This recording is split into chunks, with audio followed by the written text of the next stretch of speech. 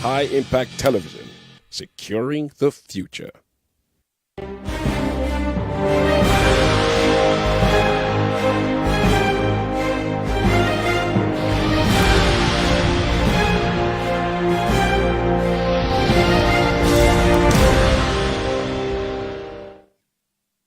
It is a beautiful and amazing morning. My name is Modupe Jacobs, and you're welcome to Tea or Coffee on High Impact Television. I am not alone because on Mondays I have the ever beautiful, ever smiling, and amazing Godstime David. Good morning. Good morning. How are you? I'm good. How was your weekend? It was awesome. Yours? It was fine. Okay, so without ado, how did they say that again?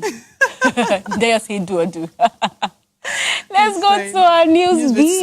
Yes, and the first news is that on the supplementary elections held on Saturday, and Ganduje, Lalong, and others were re-elected into power. That's Sokoto. Yes, so we have Sokoto. That's for Tambuwal. The governor-elect for Sokoto. So we have Benue State, Samuel Otom, and for Plateau State we have Lalong. That's for the People's Democratic Party.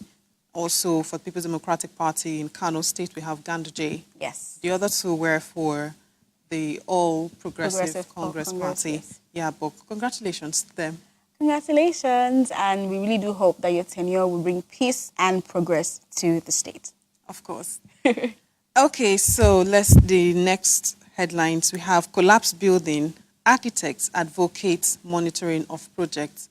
We did talk about the collapsed building last week, how that it is important for government and, of course, for construction agencies to put checks in place. You understand, to make people actually understand why it is necessary for them to put their buildings in check, of course, go through the necessary procedures.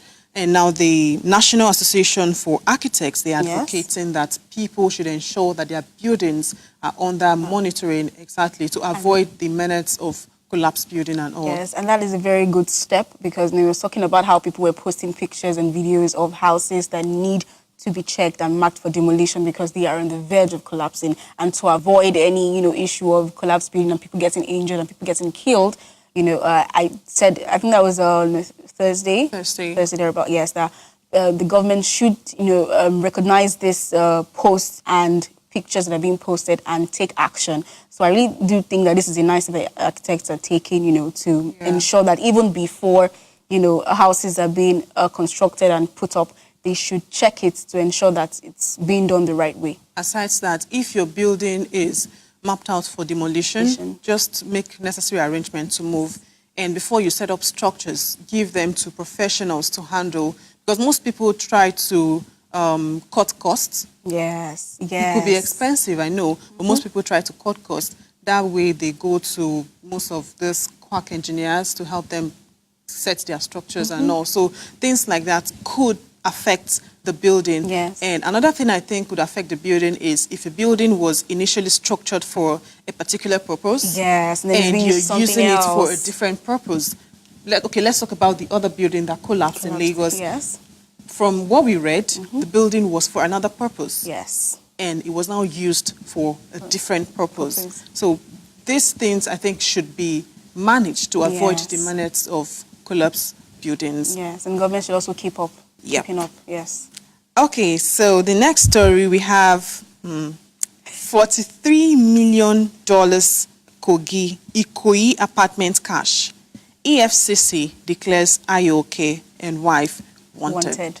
Yeah, so they've been declared wanted. Last year, I think it was, not last year, in 2015, between 2015 and 2017, they were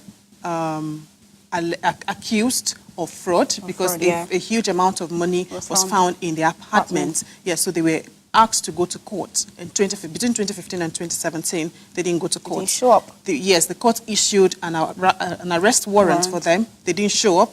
They were not arrested. So now they have been declared wanted by the Economic and Financial Crimes Commission. You know, I feel that if you're innocent of any accusation being, put to you, you should just come out and show yourself and, sort it out. Because you ignoring, court warrants and, search warrants and everything, it's not painting a good image about the person's personality. So because I really regardless of the fact, even if you're innocent, the fact that you're not even responsive to court orders says something else. Exactly. Anyways, let's not dwell on Ayoke's story, and we want to take a short break. We have something very interesting to talk about this morning. I would not want to let the cat out of the bag just as always. Okay, let's take a short break. When we come back, we'll invite our guests and we'll delve into today's topic. Don't go anywhere.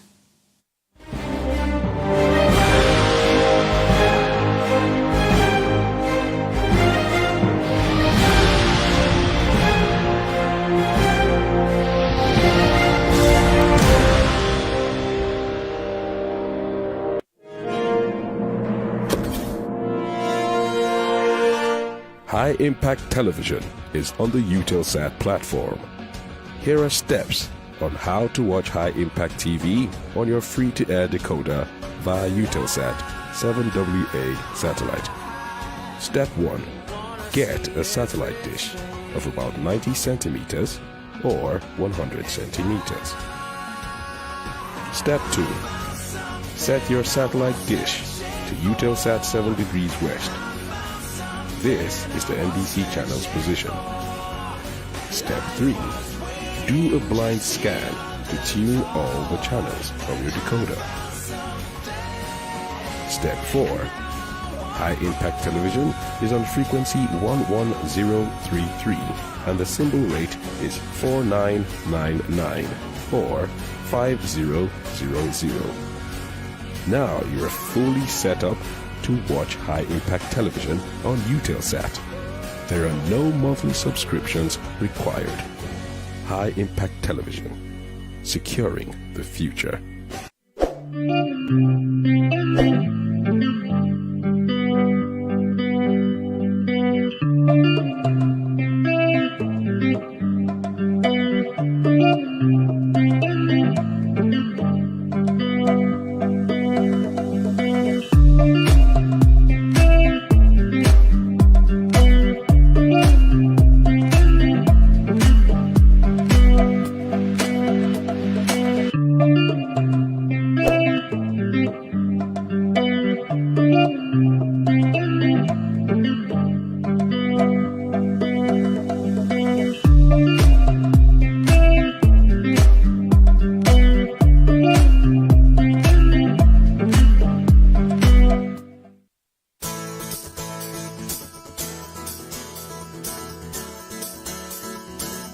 Puerile, puerile, puerile.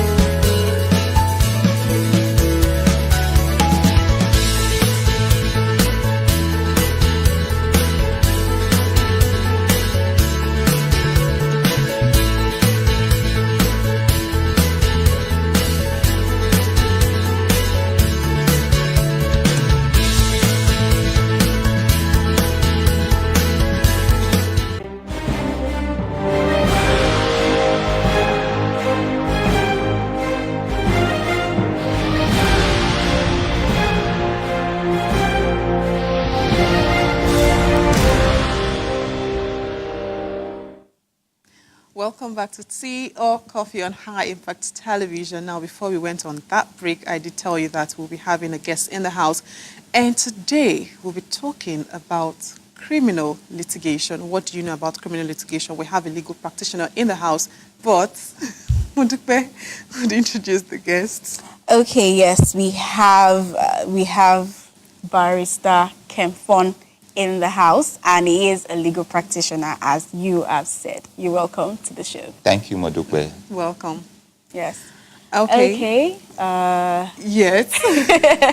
All right, so in case you're just joining us, this is still Tea or Coffee on High Impact Television, and we are streaming live on Facebook. Don't forget to drop your comments, your contributions, and of course, the phone lines will be open pretty soon for you to call us and ask your questions. And we'll be having a second guest after this first segment. Don't you forget that. Yes. Okay, so let's go straight to... Yes, into criminal litigation. And Mr. Kemfon, what is criminal litigation in layman's language, and professionally, what is criminal litigation? Well, basically, criminal litigation is the state procedure to ensure justice for persons who have offended the law of the land.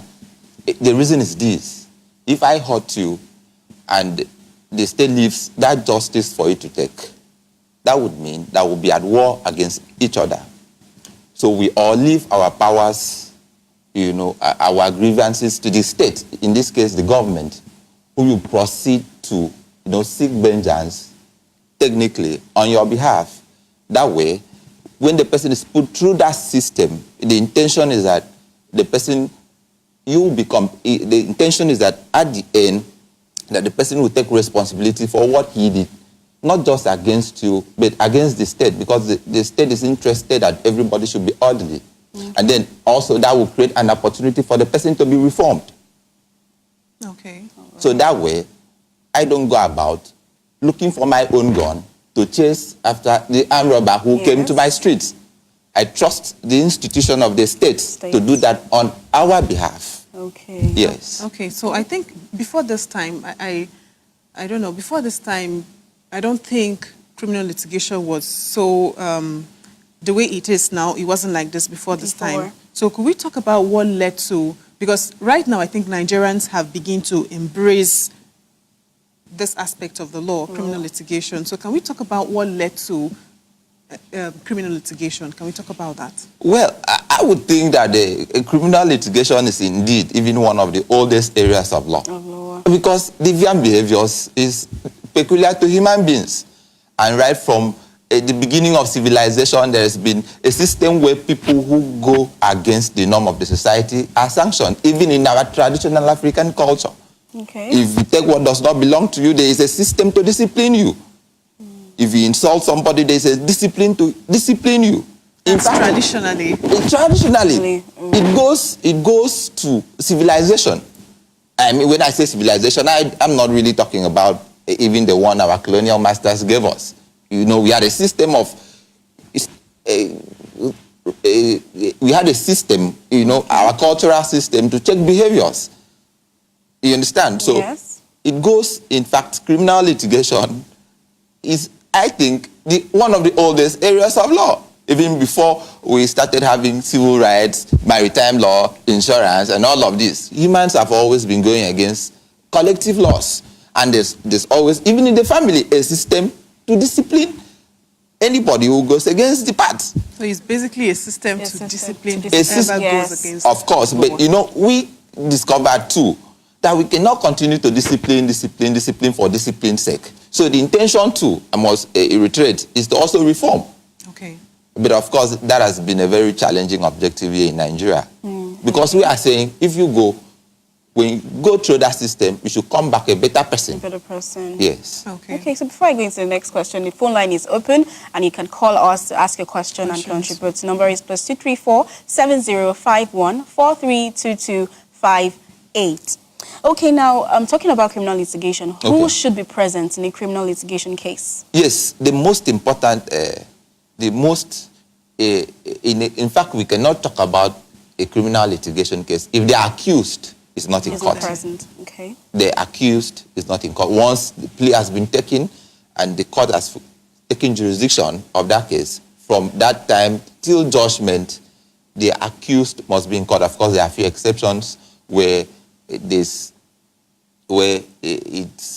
court forms the opinion that it is that this person can be excused because of maybe high propensity to violence, and yes, but generally the accused must be present, and it must be in the open court. By that, the public, any member of the public who is interested in that case, should be able to walk in.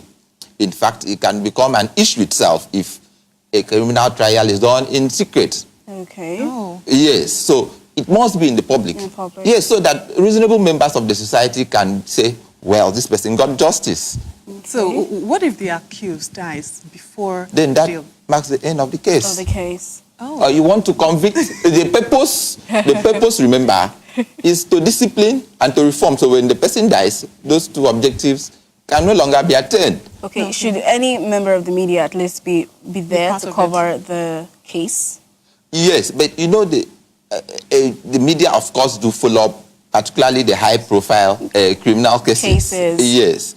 So, but of course, you know that it's not part of our practice for there to be cameras in courtroom. True. So, Yes. yes, and it's also not very nice to make an analysis of what is pending in court.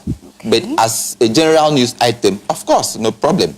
Okay. And when judgment is given, the public can look into it and analyze it, pending when it is appealed. Okay. Yes. All right. So let's talk about the differences between civil and criminal litigation. What are the differences? Criminal law. Using very lay terms, I'll give you an example now. Okay.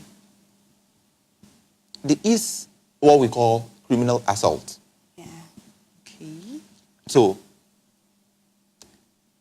an individual is manhandled by another individual. There are two options open to him. Yeah.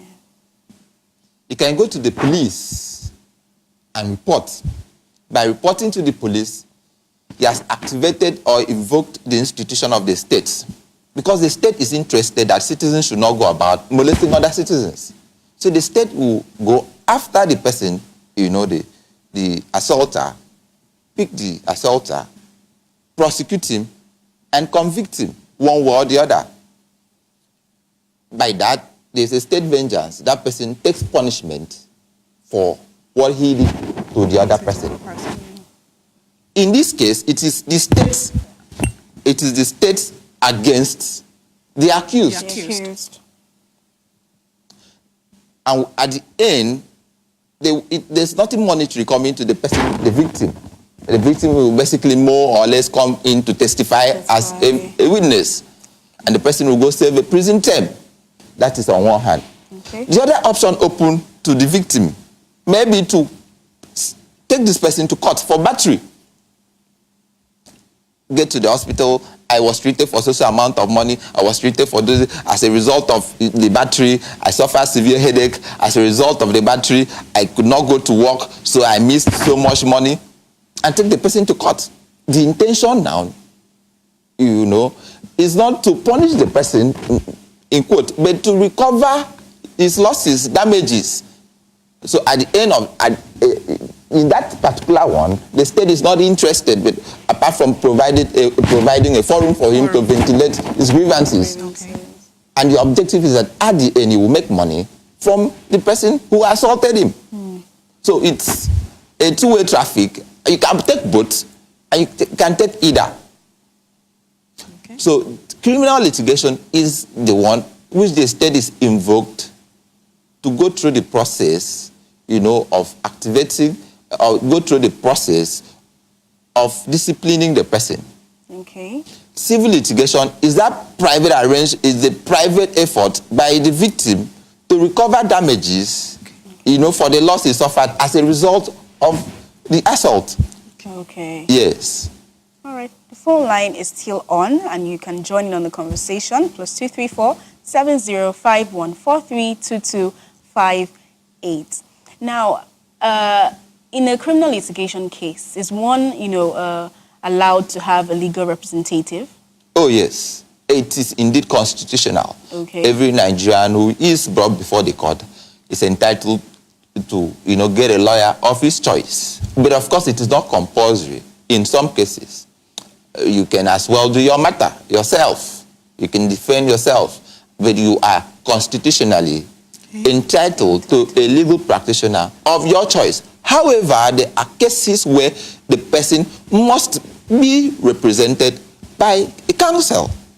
Every matter that is any offense that is punishable by death, what we call it capital offenses. For example, murder, the law says this person must be represented by counsel. The law is interested in ensuring that there is no vacuum for you because of the punishment that awaits you at the end. So even where there are instances where a lot of accused persons cannot afford legal representation, the court appoints. The court is entitled to appoint lawyers from the bar to represent the person or refer the matter to the legal aid counsel. Yes. Okay. Yes. So I want to talk about rights, right? Okay. Yeah. What are my rights when I'm subjected to criminal litigations? First of all, which is the most important part, like I said, when a person you have a right to fair hearing. Very important. Fair hearing. And that means you have the right to be represented by a counselor of your choice. But of course, when I say counselor of your choice, it must mean that this lawyer must be qualified to practice in Nigeria. You cannot say counselor of your choice and you go to some country somewhere to get a lawyer who is not qualified to practice in Nigeria. The court will tell you, well, exercise your right within Nigeria. You understand? Yeah. Yes, that is one option. You have to be brought to court before reasonable time, as defined within the Constitution. You cannot, a person cannot be arrested and kept in prison or in police custody for as long as they like.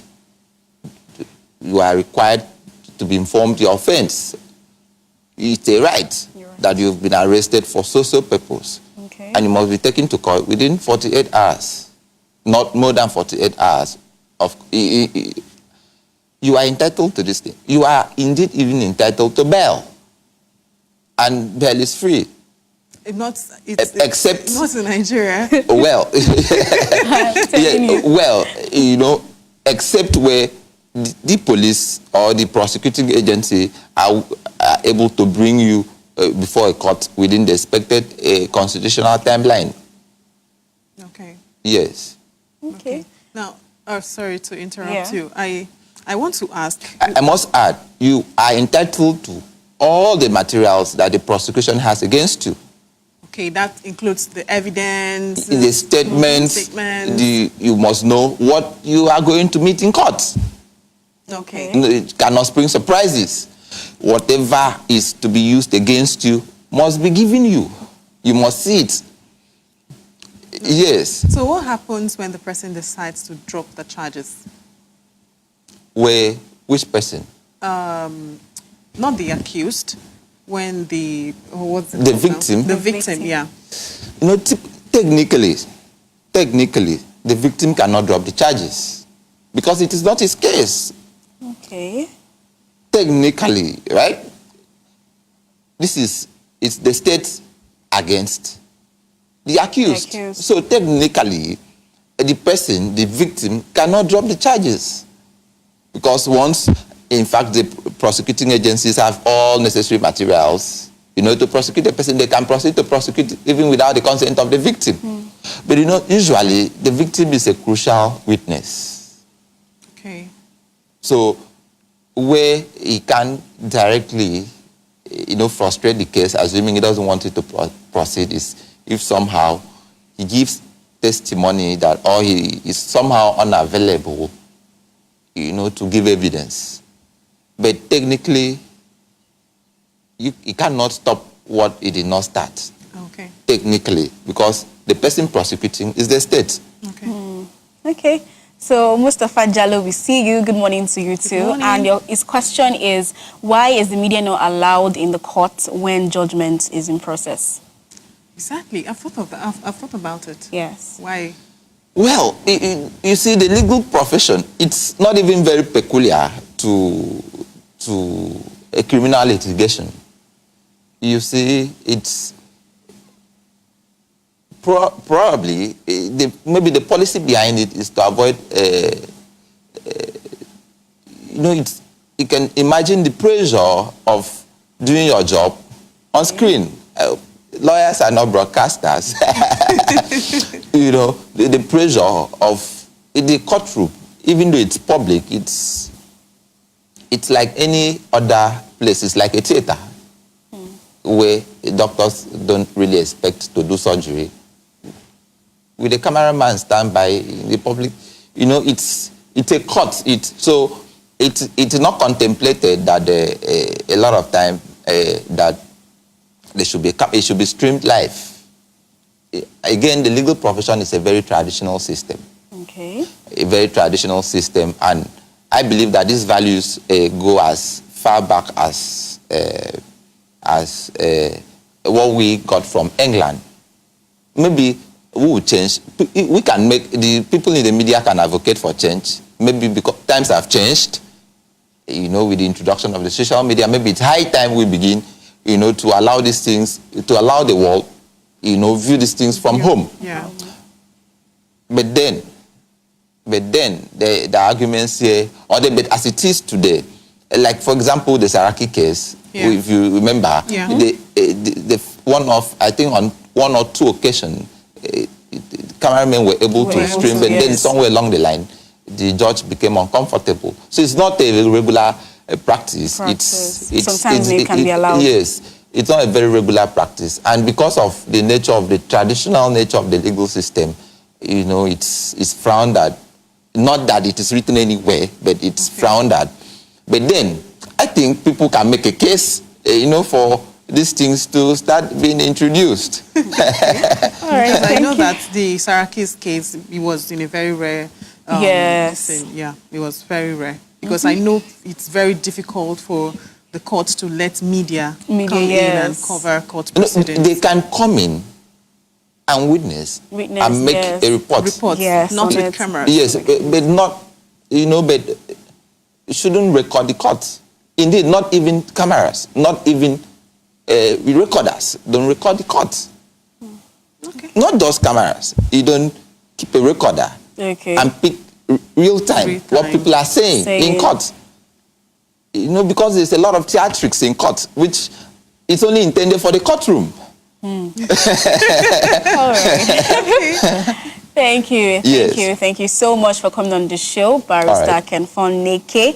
And yes, we have to wrap up this particular segment. But thank you so much for coming. You're welcome. We've been talking about criminal litigation, and now we want to go on a break. Thank you so much to those that have been trying to call. The phone line has been jamming, but please do keep trying. We are going into another interview segment, so please do stay glued to tea or coffee. We'll be right back.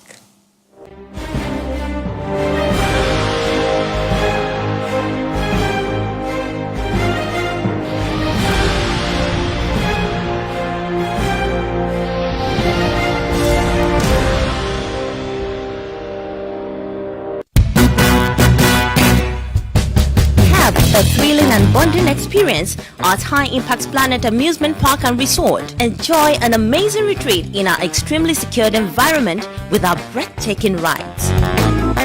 Set goals for the upcoming year in our convenient multi-purpose halls. Bond between team members while giving your staff a desirable treat. High Impact Planet. Fun just got real.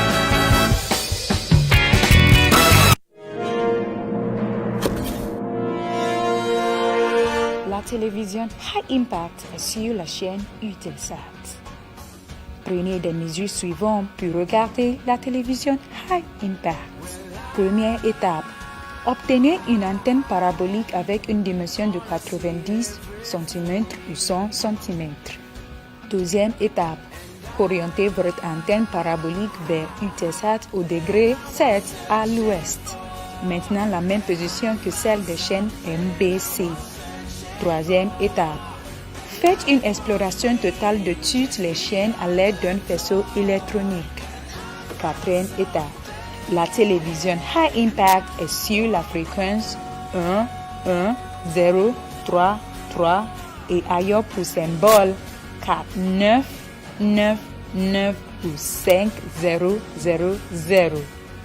Vous êtes maintenant prête à regarder la télévision High Impact vers Utelsat. Il n'y a pas d'un abonnement mensuel.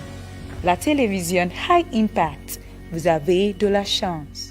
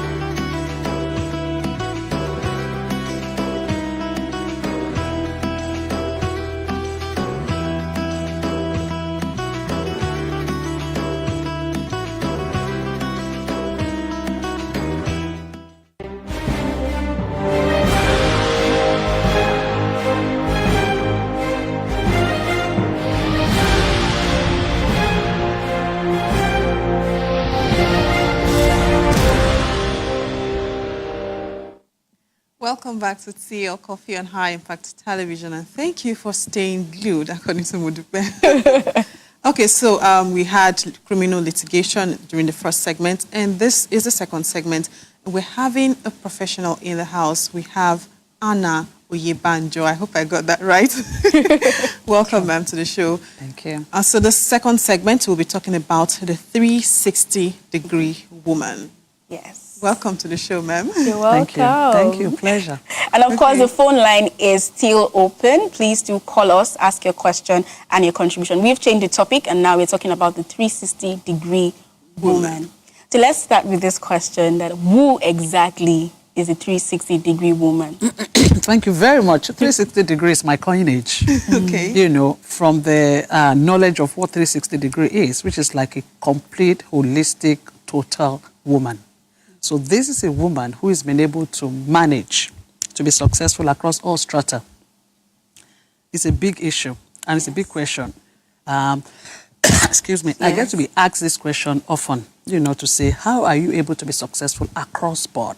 So if you take the life of a woman, from a girl, you are a student, you become a lady, you go to university, hopefully tertiary institution, then you start a career, or you run into a business, you become a wife, you have a husband, a mother, you have children, and then your life goes on, you become grandmother, you begin to impact economy and the society and all of that. And then you have responsibility even towards the community where you stay, your neighborhood, you know, your associations, organizations, be it in your church or in your mosque, wherever, you know, the society and life. So you find a woman, a 360-degree woman is a woman who has been able to manage to make an impact across, or be successful across, as much as possible. She's not perfect. Yes. But she's able to go across all of those strata significantly well and right. Okay. Yeah. All right. So now I want us to talk about the how. Okay. Because it's obviously not an easy task. Being too many things at the same time. Being a girl, being a mother, being a wife, being everything. So how is it possible to manage being a mother and being a 360-degree woman? Yes, thank you. So maybe I should quickly stipple an analogy here to say, when we think about this 360-degree woman, let's keep in view that, let's just do an analogy of a school cert person. Okay. Two people writing school cert. One person comes out, they wrote 6 papers, for example. So one person comes out 3 A's and 3 F9. The other person, 6 papers, 1 A, maybe 1 or 2 B's, 2 or 3 C's, 1 D. So we ask ourselves, who is 360 amongst them? Who is more balanced amongst them? Do you see? Yes. So I would rather the second person who cut across it. She didn't score an A across board. Yes. Maybe in 1 or 2, yes, but she didn't fail in any. Yeah. That's the point. Rather than you're so successful in some areas and in some areas you are really terrible, you're bad. So what I'm trying to campaign and to champion and to talk about and to encourage women to be is to say, it is possible, you know, to be able to be that second person who doesn't feel anywhere. Well, you might not be that excellent everywhere, but you'll be excellent in one place. Come on. You should be in one place at least, right? Yes. So back to your question on how to be this. I hear you. I'll first put it on your foundation, from my experience, personal experience, your foundation. The foundation of a girl child is critical. And here is now getting me to my passion in terms of education. Education, yes. If we don't educate our girl children, we don't give them the foundation to even become a 360 in the very first instance. Because education liberates.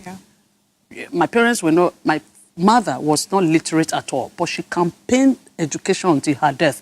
And while we're growing up, 7 of us, she did so much to ensure we went to school. So for me, the greatest legacy I ever had in life is education. And that's why I personally, I support education. I have a foundation that supports girls' education. Because if you don't educate a girl child, the future is bleak already. Yeah. So for me, if you ask, the very first fundamental is education. And then, which is learning, you know. So a woman or a girl child, for you to be a 360 person, must continue to learn. Even after you become education, yes, but learning in any other form. Formal and informal learning. Trainings, you know, whatever stage you are, in that your life cycle as a woman, learning is critical. Thank God for the internet and everything now, so you can learn, you know, just learn. Or your business, then career, everything, learning is critical. Number 2 for me, how you can be is, aside from your foundation, is how you apply yourselves. Every woman should have a job or a career or a business. You can't be a 360 woman if you believe that your husband can provide everything and then all you need to do is just sit down and know. Sorry, no. There's something inside of you because everyone born on earth has some light in her and him as well, actually. Yes. You have some light in you. There's something, an endowment in you to impact, to affect, to change, to help, to support, to encourage someone. So you can't just sit back without doing anything. You may not even do work to give you money, but you can do work to impact society. That's another one. Yeah. Okay. So I'm a volunteer. If you don't have a job, you can't be a 360-degree woman. Yeah. So if you don't have a job, so let me manage this well and say, if you don't have a job, because what's a job? A job is where you offer something and you get something reward. You can still be if you have a vocation. Okay. Or if you have there are people in NGOs. You have at least you do something with your hands. You have something you're doing. It may not give you money, but it's giving satisfaction. Yeah. You are impacting life. For example, volunteer works, for example. You find some women, they don't need the money or the money isn't coming, but what they're doing is they're impacting by maybe going to just train some kids, counsel some kids, you know, clean up this, do something. You can't just sit back, you watch TV, and that's fine. Watch tea and coffee, right? You watch TV, you eat food, you cook for the children, you go bring the children from school, blah, blah, blah. All of those are fine. But do something else that fulfills you from within. You want to go to bed every night, you have that feeling, girl, good job. I did well. You tried, you did something today. Even if it means pulling the children in the society together, in your community, bring them together. Their mothers have gone to work, You house them. Take care of them, sing them songs, teach them some values for that period of time is something. Okay, well, doesn't that have to do with the person's mentality? Because I always say that it starts from the home. Sometimes some women that grow up, you know, to become mothers and wives, the way they grew up to know that, okay, they'll be in the house, be the caregiver, you know. So they don't feel that there's a need for them to do something for the society. They feel that once they're able to help their husband in the house and, you know, train the children or take care of the dishes, cook and make sure everyone is okay at home, then they are doing something for themselves. So I'll break that for any woman. Tell them, if you're such a woman or such women have limited themselves. I can tell you the fact that our mothers did that, some of our mothers did that, does not make that the ideal. And the woman that comes to mind usually in my head is, permit me, if you're not a Christian, is Deborah. Okay. Where the Bible was saying, you know, a wife, a prophetess, and she judged Israel. So So you can be a wife and a home, and that makes you the 360 because the home isn't in shatters. You are still able to put it together. But you have a vocation, you have something you are endowed with to give to the society and your people and the community or somebody, even if it's in the church or in the mosque. There's something you carry. Every woman should realize this, that you are not an empty woman. Sometimes women, because of the background and the fact that some are wrongly married, if I may say that, or they've been emotionally battered. Their self-esteem is completely down. Therefore, you think there's nothing good about you. You think you're just as good as, let me just hide back, let me just stay at home and all. You'll be shocked what you carry. If I'm speaking to a woman there, you'll be shocked what can still come out of you. And I've experienced quite a number of them. And I've seen 360-degree change, actually. I've seen some people, I think they couldn't do this and that. And this gives me joy most in my life. And I see them move from, I don't think I can do it. And I see them come to a level where they're doing it, discover themselves, they're excited, they're happy and all. Women, we are so endowed, and there's a lot inside of us, right? So I'm trying to break that. If that is the background where you've come from, where, you know, as a woman, you just sit back and all of that, it's too dangerous. It's very risky. There have been instances where the men die. The husband dies, and the woman doesn't know what to do. She left the children. Because I saw a video last week. I had a conversation with you how that a woman lost her husband, and within the space of a week or two, the in-laws threw her out. She was frustrated with children. And she was in tears. She didn't know what to do. She didn't know where to go. She was frustrated. So women have to be empowered, and they must seek to empower themselves because it starts from you. Do you know, let's converse it. There are instances where men, and I also know one or two cases where the man is begging me to say, please, I don't want my wife to sit like that. I'm pleading, I've done this, she messed it up, she couldn't do that, she couldn't do that, she couldn't do that. What else do I do? I'm not happy she's home every time. I think, sorry to interrupt. Go ahead. I think it boils down to the woman discovering herself, knowing what you want to do, because regardless of how much your husband or your spouse push you to the edge, you still would not down to you as a person. Exactly. So you have to discover what you want to do for yourself, what you're passionate about. Yes. So talking about the 360-degree woman, is it a good thing? Because there's a saying that goes that master of all trades.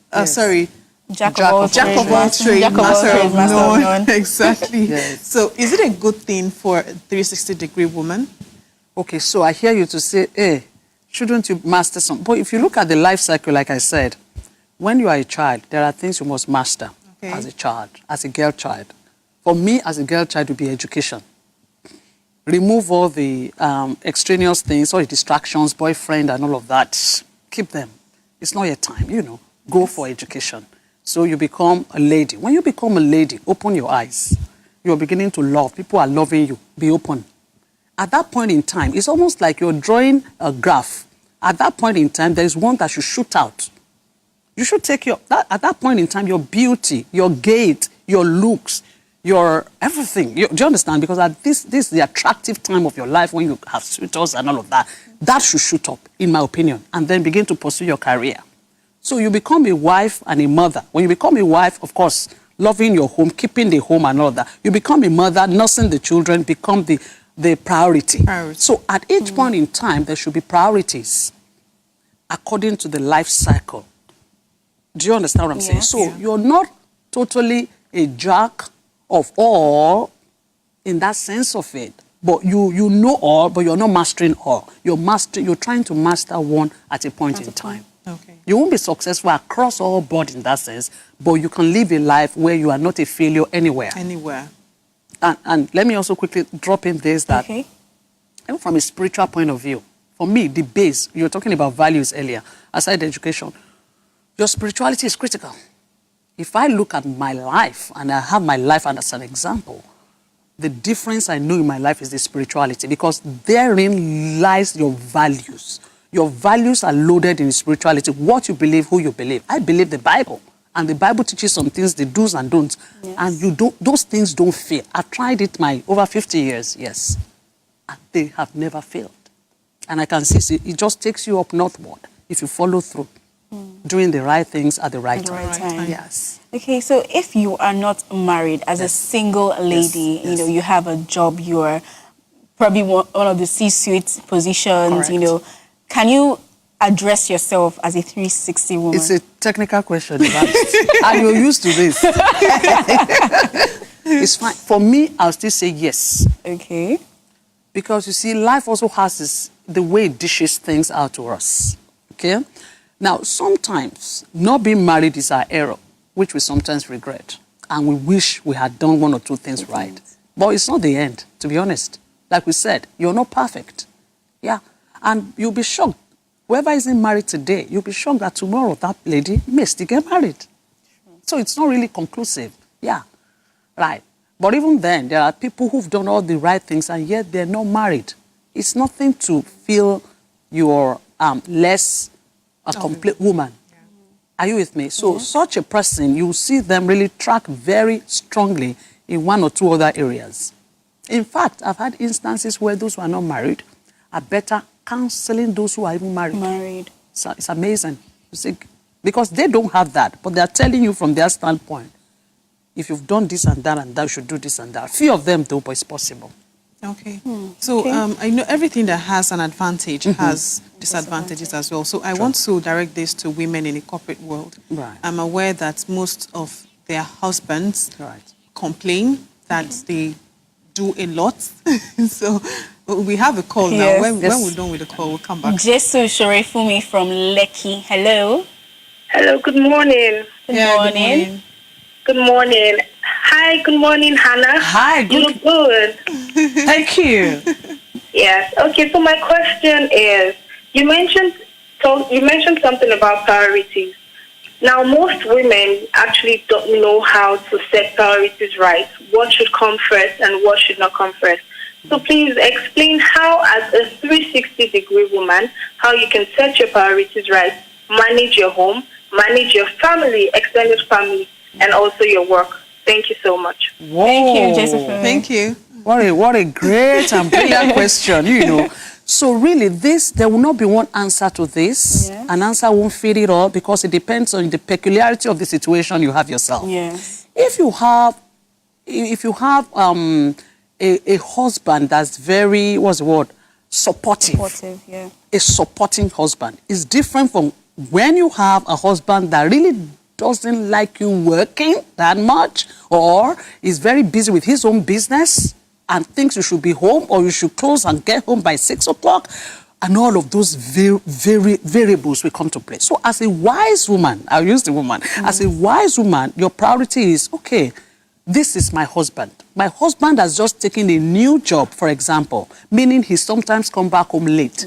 How do I, and my own job as well, keeps me back home late. What do we do? It may be a time for me to change my job. Priority may be that, you know what, I may move from this job that takes me overnight as well to a job, they pay me less, pay cut, I take that, but I then close by 6. I'm still at work, but I'm getting back home early so I can balance the home because my husband may go away for 2-3 days. So priority changes. So you can, and many women have paid that sacrifice. You know, you have to let go of a very high-paying job and all of that for a lesser one, yeah, because of the situation you found yourself. Well, for the balance. I think I know. Because, so about 3 months ago, something trended on Twitter how that a couple, the lady worked at Kano. She got the highest pay. I think she was earning around close to 6 million naira in a month, and the husband would earn 70,000 naira in a month, and he was complaining. So it was difficult for her to move, and the man demanded that she moved back to Port Harcourt. I'm just trying to buttress on what you just said. The man demanded that she moved to Port Harcourt, and she was like, I can't move to Port Harcourt. Yes. I have the highest paying job, and your job is less. So with my money, we can actually take care of the home. Right. But the man insisted that she moved. It's either she moved back to Port Harcourt. Okay, so let me then throw in another balance here, and it twists. Yeah. Okay. Sometimes, as women who are very successful and we are doing well, if we're not careful, it can get into us. You see, there's a way you can manage a man to get the best out of that man. But again, don't let's lose the fact that the base is important. What do you both believe? What's your value system? Are you both Christians? I can talk about Christianity because that's my forte. That's what I am. If we both believe the Bible, it becomes a little easier. And I'm not saying completely easier. No, it becomes a lot easier. There was a time in my home, and I'm sure my husband doesn't mind us sharing this. Okay. You know, we were both working in the same company early, over close to 30 years ago when we started our career. But he had to leave the same company so that I could stay. And I moved very high in the business. He was trying to do his entrepreneurial work, but his business wasn't going well. You know how these things go. Yes. Though an engineer, it was really difficult. I was the person earning the money for that period of time. But again, my head was up, down, right? I mean, how you manage those sensitivities is very important. I know of a case where, similar, like I was then, and the husband, when the husband wants to go look for a job, in this instance, the husband will have to come to meet her every time to say, please, can I have 200, 500, yes, I want to go to work, and all, transport. for transport and all of that. And I had to counsel that, my friend, to say, that's not right. Don't do that. He's a man. Remember, first, if we're going with Bible, remember, he's a man. Help him go through this season, right? Put the money there. I mean, this is what we did. Yes. We had an account where we put it there for either of us to take. So he doesn't need to ask me at that point in time. Yes. Until, of course, that phase went over very fast for us. So the support of one to the other is important. But let me also balance to say, there are some men that are not self-assured. This is the crux of it. Yes. If your husband isn't self-assured as a man, he's going to, as you're moving up, he's trying to pull you down. That's an issue. And it's a big issue. And question is, if you have that issue, what do? Pray, trust God, try as best as much as you can, and be wise. Yeah. I mean, if you're having the money and needing the money, is there a way you can give him some money? Are you out of your 6 million? Do you give it 200,000, for example, every month that he doesn't know? But let him feel like he's the man, please. Okay. Let him feel like he's the man. Let him feel like he's the man. You know, there's a way you carry on these things that even members of the family may know that you are the person earning the money, but the man still has his head on. Pride, yeah. Yes, it's pride. Thank you. Yes. He's not feeling like I'm a nobody, the water, everything's on me and all of that. So back on my sister's call on priorities, to set priorities, we need to understand what is important and what is urgent. Yes. And I'm sure we've discussed Important that. And Important and urgency. They're not the same. What is important is critical. You do it to be able to achieve other things. You do it because many other factors and variables are hinging on that important thing. If you don't do it, other things are lying. Urgency means it's calling for attention now. It might be urgent and not important. But usually, more important things are more difficult. So you must be disciplined to say, I must do the important thing, you know, and leave the urgent ones, because I'll come back on those because they're urgent and not important. Yes. Okay. So ask yourself the question, amongst these two things, if I don't do this, what happens? Or if I do this, what happens? If this task, if two tasks are still dependent on this one task, meaning if I don't sign this off, two other people are not going to get to work, then it's important. I quickly sign it so that the other two guys get to work. Otherwise, I'm holding three people, I'm holding everybody down. You can use that to kind of see what is important and priority. Okay, so very quickly, I want us to talk about the fact that most men complain that their wives are too busy. Okay, yes. Yes, we're talking about that. Right, thank you. It's an issue, and it's a very big issue at that, because the home, you realize now that domestic issues are really heavy, especially on the children, because many women are now out on the street. We're working, we're busy. Yes. The guys are there, the woman is there, and nobody's taking care of the home. Is an issue. Wisdom demands that we know how, where to draw the line. Very important. Now, in your family life cycle, you are not on the same level every time. There's a time the children are young, demanding attention that your husband alone can't give. At that point in time, what should you do? Are there other support systems and structures you have? For example, we had a set of twins, and I've always been a career person. And I did career where I'm in the midst of men, men-dominated, whatever. And the children are there, So I have a very supportive husband who was doing business, and also we also put some support structures in place. You will pay some money for that, but it's worth it. Good thing, do you have a driver who can bring the children home? Okay. Is there a caregiver that can take care until you come? Are you with me? Yes. Then you must be dogged. That's the point. You can't be a lazy person as a 360-degree woman. Yes, hard work. You have to be hard-working, up and doing. Yes. So, so if your husband is complaining, I think be fair. Let's sit back and discuss it. Be honest and discuss. Communication. Exactly. Very important, yes. Okay, you're coming, you close, you get home 8, 9 o'clock. I get home 8, 9 o'clock. Our children are both asleep by the time we return. Is this a family we want to raise? Have the conversation. Be honest with yourselves. And please listen to the man as much as possible. Okay, the truth is I have a whole lot of questions to ask, but we just have to wrap up. After the show. Yeah, because you actually answered one of the questions I had in mind that has to do with, being in a male-dominated job and then you have children. And she still said, please listen to it. We'll talk about that after the show. All right, thank you so much, Hannah Oyebanjo, for coming on the show. Pleasure. 360 woman. 360-degree woman. Yes. Holistic woman. Holistic woman. Yes. Okay, to all the 360-degree women out there, I'm sure you've been able to pick a thing or two, and I will just let Hannah Oyebanjo give you a last, piece of advice. Yes, so thank you. Piece of advice is possible. It might be daunting. Yes. It's not very easy. You won't pass and score an A across all board, but it is possible. And should you be in the situation where you're feeling, I'm no longer 360, I've missed too many things on earth, and it's not the end of the world, pick it up from where you are now and make sure you help your girl child and help all the girl children out there to be 360 women. It's possible. Go get it done. Thank you. And I think we should also, one of these days, talk about the 360-degree man.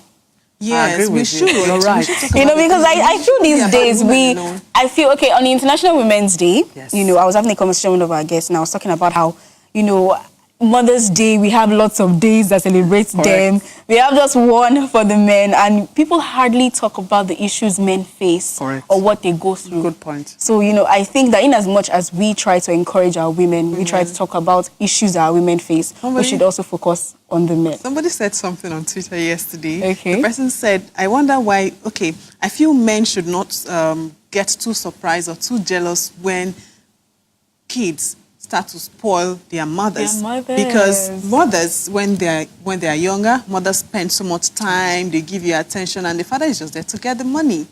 So don't get jealous. We're going to talk about the 360-degree man. Definitely do that. But thank you so much once again for coming on the show. My name is Modupe Jacobs. Please go to our YouTube page, our YouTube channel, and subscribe to get all our amazing content. And of course, you can come to kilometer 12 Lagos Ibadan Expressway, High Impact Finance Road, to get your decoder, because we are on the Utelsat platform and subscription is free. My name is Modupe Jacobs. And my name is Godstime David. Till tomorrow, take care of yourself and each other. Bye-bye. Bye. Bye-bye. Bye.